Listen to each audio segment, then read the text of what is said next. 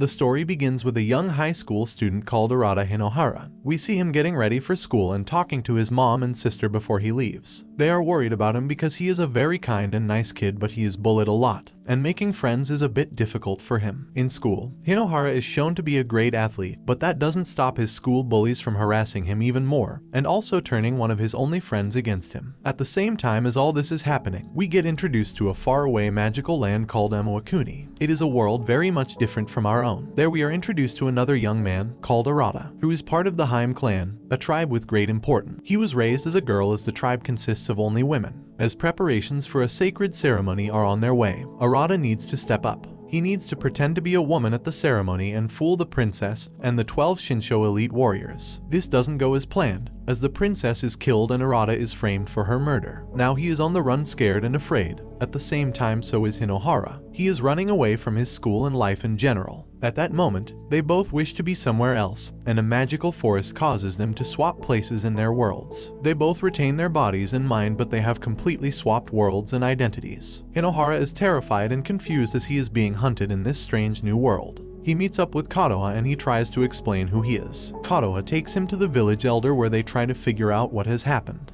At that moment, Kanagi, one of the Shinsho warriors, shows up to capture Hinohara. He takes Kotoha hostage, and in that moment, Hinohara ignores his insecurities and prepares to fight. In that moment of bravery, he picks up a sword that powers up with fire and is revealed to be the Hayagami, called Tsukuyo. Hinohara has awakened an ancient power and is able to defeat Kanagi and his Souliders. They manage to successfully escape and hide out in a cave. Kanagi is left confused by the battle as he has never seen such power. On the other hand, Hinohara starts to feel guilty because he took the place of the original Arata and he might never return. While the village elder Makari stays in the cave, Kotoha goes looking to comfort Hinohara. They talk and Kotoha gives him a necklace he said he lost. Meanwhile, Kanagi finds Makari and uses her as a hostage. When Hinohara notices this, he surrenders. He is then captured and put in a carriage. While he is alone in the carriage, the necklace starts to glow, and this gives him a way to contact Arata from this world. Arata tells Hinohara that he witnessed the assassination attempt on the princess. Hinohara arrives at the trial and he is sentenced to be exiled to Kotoha, a place of nightmares. Hinohara communicates with the spirit of the princess and she explains the sword and its powers. She tells him he has now become a Shinsho and that he has the power to change this world because of his past experiences and bullying.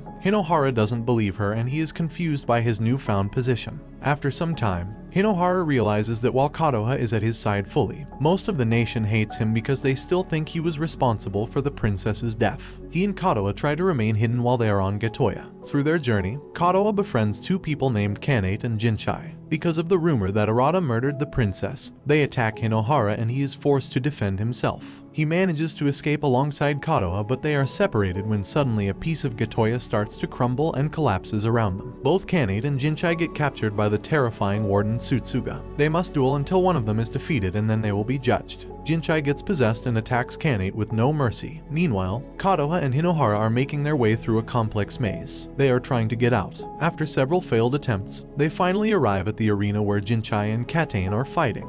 Katane is holding back and doesn't want to fight, but he has to defend himself. Hinohara is reminded of how his own friends back home also turned on him easily. Jinchai goes for a final swing, but Katane knocks him out. At that moment, Warden Tsutsuga declares both of them criminals and to be terminated. Hinohara tries to fight Tsutsuga but is overpowered because his Hayagami sword won't activate. He starts to give up but then sees Kotoha and remembers that everyone is counting on him. This allows him to activate his sword and defeat Tsuruga, but the warden doesn't go lightly. He tries to use his demon Hayagami but ultimately fails. For a moment, Hinohara understands Tsuruga because he too was betrayed by his friend. Back in modern Japan, we see how Arata is getting used to living the life of an ordinary high school student. Hinohara's family knows something is wrong but they are playing along hoping he gets better. In the land of Amawakuni, Hinohara and the crew are slowly making their way towards the capital. Their goal is to clear his name and try to save the entire land from going into chaos. But first they need to pass 12 domains which mirror the 12 Shinsho who rule over each one of them. They first pass through the domain called Narutaki. Along their way they meet a village and they discover others have similar powers to Hinohara. Akachi, one of the most powerful of all the Shinsho, is going around and gathering followers. He has already killed many who did not join him. Hinohara and his friends witness firsthand just how cruel Akachi is. They see him killing Fuyo, one of the show, without mercy. He was loyal to Kanagi the Shinsho who was hunting Hinohara at the start. When Kanagi finds out, he goes into a rage and attacks Akachi with his powers. While Kanagi is powerful and fast, The battle doesn't last long as he is no match for the deadly Akechi. He doesn't kill Kanagi but spares him so he can carry that shame forever. After the battle, Hinohara is angry and confused. He hates Akechi but also doesn't want to become ruthless and a killer to defeat him. At that moment it is revealed that Hinohara might be able to use an ancient Hayagami called Tsukuyo to defeat Akechi without killing him, a power that will bring justice to the land. We see how Arata is handling life in Hinohara's modern world. With his parents covering for him losing his memory, he goes back to school. He tries to befriend and fit in with the people that bullied and harassed Hinohara. Meanwhile, in Amawakuni our group is continuing their journey. Kotoha injures herself and needs to rest. This leads to Hinohara and Arata communicating again. When Hinohara learns that Arata has been going to school, he panics thinking of the mess that awaits him when he gets back home. But the calm journey is interrupted when Kanagi, who has been stalking the group for a while, attacks. He uses his flame powers to attack Hinohara but accidentally. Kotoha gets caught in the middle of the attack and is trapped by flames. This reminds Kanagi of his past and his love Emisu.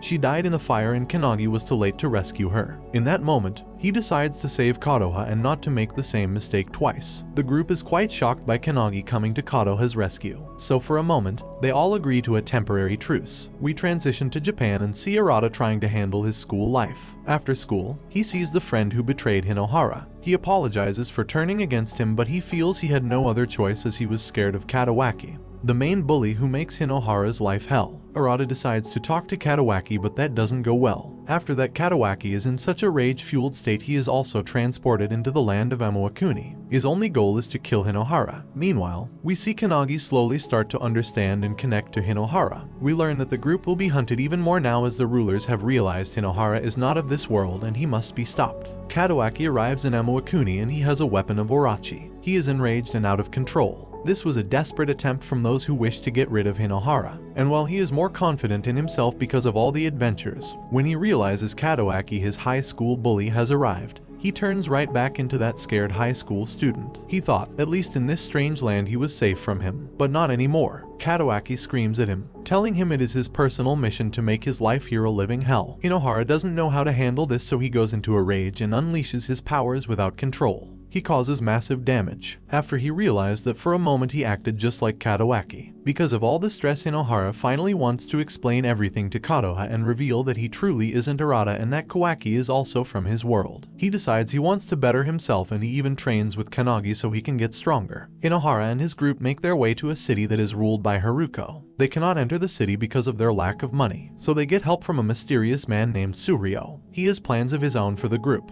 The city is giant and full of life. We see Kanagi has to hide his identity so they don't get into trouble. Suhiro shows the group around the city and explains its history and how it operated in the past in contrast to how it is in the present. Meanwhile, Katawaki tries to form an alliance with Akechi but he refuses, deeming him unworthy. Akechi then stabs Katawaki with a spear in the eye. Hinohara and Kotoha spend some time together training before Kotoha is kidnapped by an unknown water force. They find that Uranami has kidnapped Kotoha and wants to fight Hinohara to honor his mother. Meanwhile, we see the aftermath of Akechi and Katawaki's confrontation. It seems that Akechi offered one of his eyes to Katawaki to make him stronger. Now Katawaki has even more power than before. The fight between Hinohara and Uranami is interrupted when Katawaki suddenly shows up, stopping the fight as he is the only one allowed to defeat Hinohara. Uranami creates an illusion pulling both of them into a strange dimension. He traps Hinohara in his memories, reliving his childhood trauma and fears. This is all a way to have Hinohara submit and give up. For a moment Hinohara seems to give up until a voice brings him back. His love for Kotoha helps him get free of the illusion and defeat Uranami once and for all, restoring order in the city. The celebration is interrupted when Katawaki shows up again, ready to finally defeat Hinohara. Katawaki accuses Hinohara of being a demon and hating him. He wants to finally fight him and defeat him one and for all. His Orochi blade evolves. This is what the rulers wanted, the two legendary blades fighting. Katawaki attacks with a devastating attack, causing a massive explosion. Hinohara tries to run to safety but Katawaki just keeps on unleashing attacks. Kotoha remembers what Hinohara said about his life in Japan and just how much he struggled. She asks Kanagi to help, but he refuses as this is Hinohara's fight. The fight rages on with both of them having massive power surges. The clash and Hinohara is barely holding on. At that point he remembers all the friends he made and the love he found on this adventure. Also, Lord Uranami decides to give his power to Hinohara to help him win. With all that power he is finally able to overpower Katawaki and truly unlocks the full potential of his blade and power. Katawaki runs away and while he respects Hinohara more after the battle, his goal still remains to defeat him one day. Kotoha and Hinohara prepare for their next adventure, and Hinohara declares that he will save Amawakuni and its people. That is his mission now, and this brings the anime to an end. Don't forget to like and subscribe if you enjoyed, and turn on the notification bell so you never miss out on another video. Until next time, take care.